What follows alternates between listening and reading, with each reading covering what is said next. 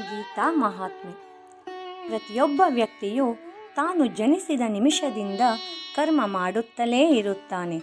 ತಾನು ಹಿಂದಿನ ಜನ್ಮದಲ್ಲಿ ಮಾಡಿದ ಕರ್ಮ ಫಲವನ್ನು ಮರಣದ ಬಳಿಕ ತನ್ನೊಂದಿಗೆ ಒಯ್ಯುತ್ತಾನೆ. ಪುನಃ ಜನಿಸಿದರೂ ಮನುಷ್ಯನು ಹೇಗೆ ಯಾವ ರೀತಿಯಲ್ಲಿ ಉತ್ತಮ ಕರ್ಮಗಳನ್ನು ಮುಗಿಸಿ ಮೋಕ್ಷವನ್ನು ಸಾಧಿಸಬೇಕು ಮತ್ತು ಅದಕ್ಕಾಗಿ ಮಾಡಬೇಕಾದ ಕರ್ಮಗಳ ಬಗ್ಗೆ ಭಗವಂತನು 5ನೇ ಅಧ್ಯಾಯದ 8 ಮತ್ತು 9ನೇ ಶ್ಲೋಕಗಳಲ್ಲಿ ಈ ರೀತಿಯಾಗಿ ವಿವರಿಸುತ್ತಾನೆ.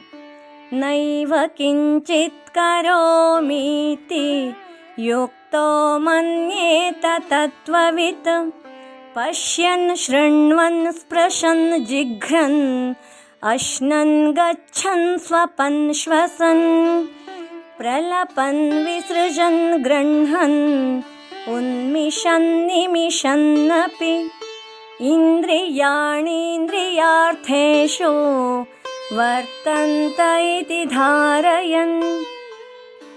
ಮೇಲಿನ 2 ಶ್ಲೋಕಗಳಲ್ಲಿ ಭಗವಂತನನ್ನು ಪಡೆಯಲು ನಾವು ಹೇಗೆ ಯಾವೆಲ್ಲ ಅಂಗಗಳಿಂದ ಮನಃಪೂರ್ವಕವಾಗಿ ಭಾವನಾತ್ಮಕವಾಗಿ ಸ್ಮರಿಸಬೇಕೆಂಬುದನ್ನು ತಿಳಿಸುತ್ತಾನೆ. ಭಗವಂತನ ಸ್ಮರಣೆ ಎಂಬುದು ಕೇವಲ ನಾಮದಿಂದ ಮಾತ್ರವಲ್ಲ, ಅದು ಹೃದಯದಿಂದ ಹೊರಹೊಮ್ಮಬೇಕು. ಕಾಯ, ವಾಚ, ಮನಸ, ಬುದ್ಧಿ ಹಾಗೂ ಸಹಜ ಸ್ವಾಭಾವಿಕವಾಗಿ ಯಜ್ಞದ ಭಾವದಿಂದ ತಾನು ಮಾಡುವ ಎಲ್ಲ ಕರ್ಮಗಳನ್ನು ಭಗವಂತನಿಗೆ ಸಮರ್ಪಿಸಬೇಕು. ಕರ್ಮದ ಬಂಧನದಿಂದ ಹೊರಬರಲು ನಾವು ದಾನ, ಧರ್ಮ, ತ್ಯಾಗ ಇತ್ಯಾದಿಗಳನ್ನು ಮಾಡಬೇಕು.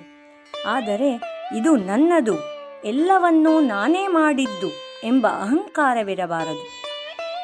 ನೋಡುವುದು, ಕೇಳುವುದು, ಸ್ಪರ್ಶಿಸುವುದು, ಮೂಸುವುದು, ಉಣ್ಣುವುದು, ಹಾಗೆ ಸುಷುಪ್ತಿ, ಜಾಗೃತಿ, ಉಸಿರಾಟ ಹೀಗೆ ಎಲ್ಲ ಕ್ರಿಯೆಗಳೂ ನಡೆಯುವುದು ಭಗವಂತನ ಕೃಪೆಯಿಂದ.